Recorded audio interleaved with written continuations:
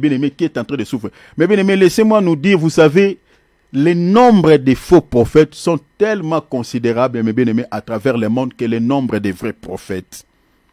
Les vrais prophètes ne sont pas beaucoup. Regardez, Jésus a dit dans Matthieu 4, dans Jean chapitre 4, il dit, la moisson est grande.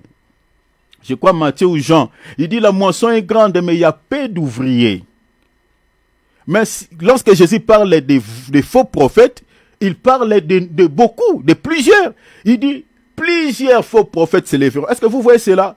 Donc, c'est-à-dire, la moisson est grande, mais les vrais serviteurs de Dieu sont peu. Vous voyez, même dans Matthieu chapitre 10, verset 16, il dit, je vous envoie comme des brebis au milieu de loups.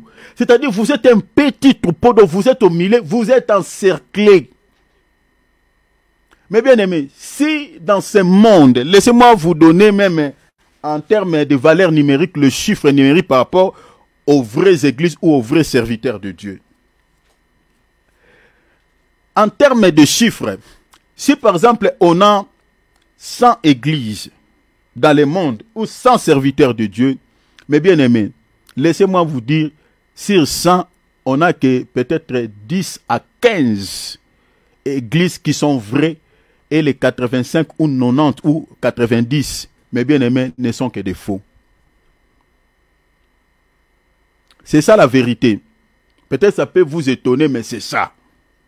Donc si on a 100 églises dans ce monde, je parle en termes, c'est un exemple, 100 églises ou 100 serviteurs de Dieu, il y a 90 qui sont faux et 10 seulement qui sont vrais. Vous allez dire peut-être, hé frère, c'est quand même beaucoup, hein? C'est pas même 20, c'est pas même 30. Oui, mais oui, regardez même Jésus lui-même, à son époque, à son temps, il était l'unique, les seuls qui annonçaient. Donc, ils étaient deux. Jean-Baptiste et Jésus qui annonçaient le message de la repentance. Parce que la repentance est attachée au royaume. Il était deux personnes, Jean-Baptiste et Jésus. Mais tous ces courants que je vous ai cités, les zélotes, les esséniens, les sadducéens, les scribes, vous prenez encore les pharisiens, tous ces courants, ils étaient plusieurs. Ils annonçaient quoi? Ils prêchaient la Torah. Ils donnaient des faux enseignements. Donc, et ils étaient tellement nombreux que ceux qui annonçaient la bonne parole à ce temps-là. Et quand Jean-Baptiste est décédé, Jésus est resté seul. Et Jésus devait maintenant former encore quelques disciples. Il a pris les 12.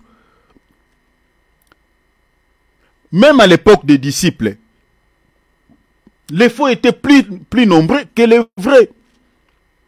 Si vous lisez Matthieu chapitre 7, verset 13, Jésus dit, la porte étroite est resserrée. Les chemins qui mènent à la vie. Jésus dit quoi? Peu de gens qui les trouvent. Matthieu 7, 13, 14. Peu de gens qui les trouvent. Peu. Mais il dit large et spacieux. Les chemins vastes qui amènent plusieurs personnes à la perdition. Il y a beaucoup qui entrent par là. C'est Jésus lui-même qui a dit. Donc mes bien-aimés, les vraies églises, les vrais serviteurs de Dieu, je vous dis mes bien-aimés, depuis la nuit des temps, n'ont jamais été nombreux. N'ont jamais été nombreux.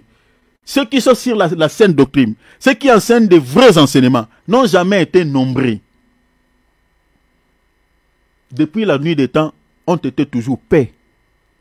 Même si vous entrez, vous allez dans les Tanakh, Élie à son époque, il était resté le seul vrai prophète.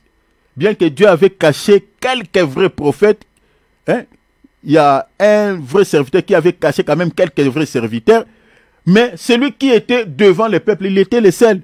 Devant combien de faux prophètes de Baal? Devant plus de 450 prophètes de Baal, mais Élie seul. Est-ce que vous voyez le nombre? Élie le seul vrai prophète, devant plusieurs faux prophètes. À l'époque de Michée, Michée était le vrai prophète, mais entouré de plusieurs faux prophètes. Je suis dans, lisez 1 Roi chapitre 17, 1 Roi chapitre 18, 1 Roi chapitre 22. Donc c'est-à-dire le nombre de vrais prophètes, mes bien-aimés, depuis la nuit des temps, ont été toujours peu. Mais les faux prophètes, mes bien-aimés, depuis la nuit des temps, ont été toujours nombreux. Donc tel que nous sommes ici dans le monde, mes bien-aimés, si vous n'avez pas suffisamment la vraie connaissance, vous n'avez jamais eu la grâce de pouvoir recevoir la vraie connaissance, mes bien-aimés, vous prierez dans une assemblée où la fausse doctrine est prêchée. Si Dieu ne vous fait pas grâce, vous tomberez entre les mains des faux prophètes, parce qu'ils sont tellement nombreux que les vrais prophètes. La raison pour laquelle Jésus est en train de mettre en garde, il dit attention avec les levains, attention avec l'hypocrisie des pharisiens, parce qu'ils ferment aux hommes la porte du ciel. Ils ferment aux hommes la porte du ciel. Ils fermaient par l'enseignement. L'enseignement qu'ils donnaient ne pouvait jamais accorder aux hommes l'accès au ciel.